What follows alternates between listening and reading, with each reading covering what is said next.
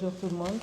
Je rejoins mes collègues par rapport à l'intérêt qu'on constate à partir de la présence au niveau de la salle, surtout la présence féminine et la présence jeune aussi. Donc c'est quelque chose dont on réjouit et qui montre l'intérêt que vous accordez à ce sujet. Je pense à mes précédents, on en a parlé. Moi, je vais revenir un peu sur l'aspect un peu plus historique. La femme a toujours joué un rôle central, aussi bien en Mauritanie et par ailleurs, mais ça restait toujours dans la sphère privée. Parce que dans la sphère privée, elle était en Mauritanie la garante un peu de toute la question de l'éducation, de transmission des valeurs, mais aussi de la gestion des ressources familiales. La femme a joué un rôle historique dans la gestion des ressources familiales, aussi de la transmission et la distribution de cette richesse. Donc, cette question de redistribution aussi faisait partie des rôles que les femmes incarnaient depuis des années. Et on voit un peu l'évolution actuelle, c'est que, au fil des temps, on a vécu une évolution que la présence de la femme s'est transférée un peu aux sphères plus publiques, que ce soit à travers l'éducation, la politique, la santé et l'agroalimentaire, l'entrepreneuriat et même les nouvelles technologies actuellement on le voit. Donc il y a toute une dynamique forte qui est là actuellement, qui est en train d'évoluer. Mais je pense que cette dynamique, elle est toujours aussi enrichie par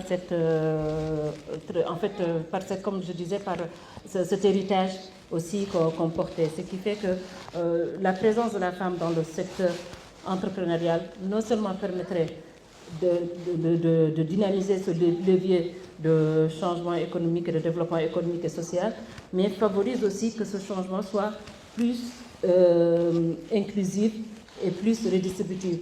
J'explique, parce que les femmes, il y a beaucoup de femmes qui sont dynamiques dans le secteur informel, qui sont le soutien essentiel des familles.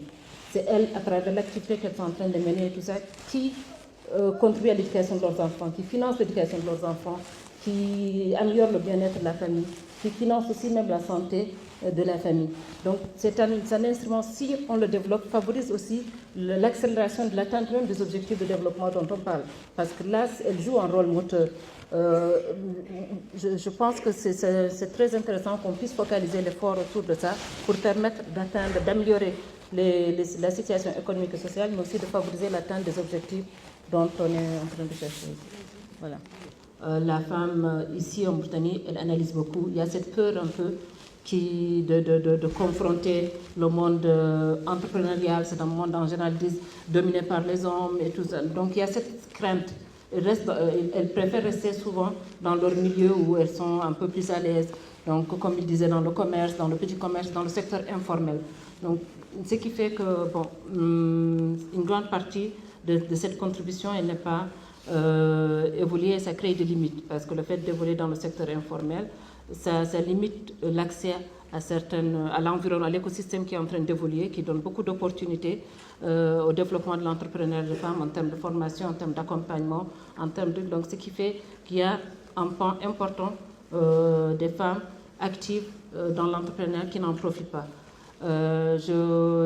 Aussi bien en milieu urbain que je dirais aussi bien en milieu rural.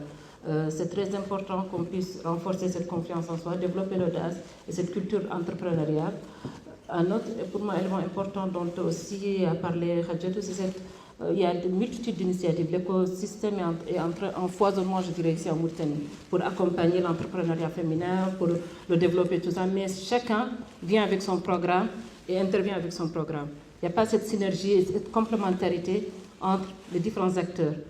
Pourquoi pas réfléchir sur une stratégie nationale de promotion de l'entrepreneuriat féminin dans laquelle tout le monde va s'inscrire, vont contribuer donc à définir cette stratégie avec les femmes acteurs, avec tout le monde. Et chaque acteur, chaque investisseur peut intégrer. On peut même imaginer de créer une portail, comment on appelle ça, informatique numérique, où cette stratégie est mise. Les opportunités sont là, donc si on aura un accès égal à l'information, parce qu'il y a cette inégalité d'accès à l'information, à l'opportunité aussi qui se présente aux femmes entrepreneurs ou celles qui souhaitent entreprendre. Ce serait bien avoir ce portail numérique permettrait aussi d'avoir toutes les opportunités où chaque acteur chaque bailleur peut diffuser, donner de l'information, peut avoir l'information à travers ce portail. Et d'autres éléments que je voulais ajouter aussi, c'est cette limite d'accès au financement. On en parle souvent, on ne va pas arrêter d'en parler, c'est quelque chose de très très important. Il y a beaucoup d'initiatives, il y a des fonds, il y a des business angels, il y a des fonds d'investissement, mais ce que j'ai remarqué, c'est qu'on accompagne, en fait, il y a des initiatives qui accompagnent le développement des idées, le développement des initiatives, les phases de lancement, phases de développement. Mais une fois que l'entreprise commence à se développer, on la lâche.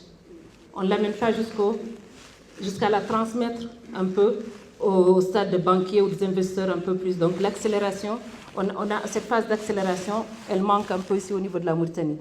Ce qui fait qu'il y a certaines, même s'il y a une création de nombre d'entreprises qui augmente, mais on doit avoir des chiffres et des données qui permettent de dire quelles sont les entreprises qui continuent à exister au bout de 5 ans, ou bien qui se développent au bout de 5 ans, ou qui arrivent à intégrer le patronat au bout de 5 ans et intégrer les sphères de décision économique ici au niveau de la Mauritanie.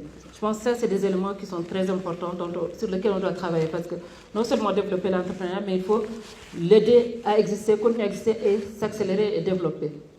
Parce que c'est un pourvoyeur d'emploi, créateur d'emplois, on doit pouvoir maintenir tous ces aspects-là.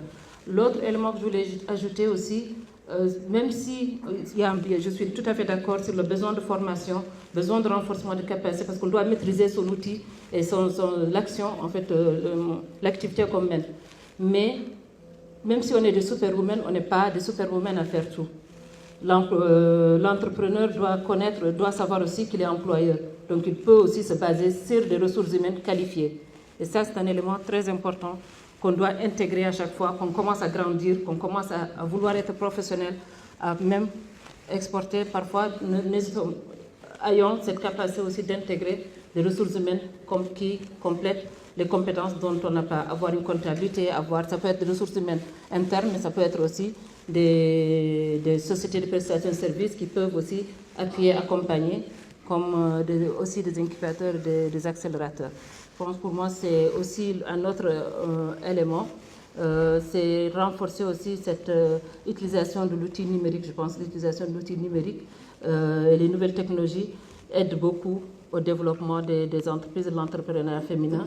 C'est une opportunité dont aussi on doit améliorer la capacité des femmes, surtout aussi de la femme rurale, à avoir accès à cette opportunité.